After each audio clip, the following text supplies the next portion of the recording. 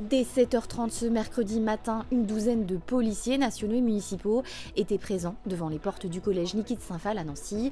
L'objectif, s'assurer dans le cadre d'un contrôle visuel de l'absence dans les sacs écartables d'armes blanches, de stupéfiants ou encore de produits interdits comme les puffs, des cigarettes jetables très populaires auprès des jeunes.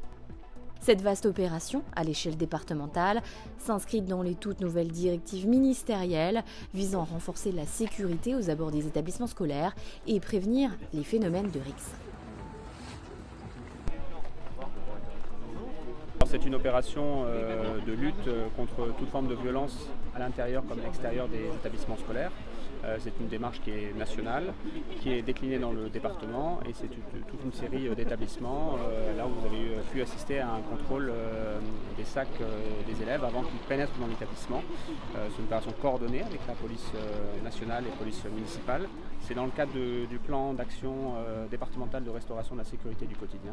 C'est une démarche que l'on mène en collaboration naturellement avec les services de l'éducation nationale.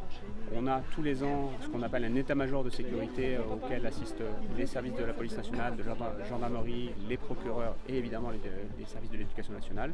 Et dans ce cadre-là, on a choisi un certain nombre d'établissements et cette liste est par nature évolutive. Ça doit permettre de dissuader.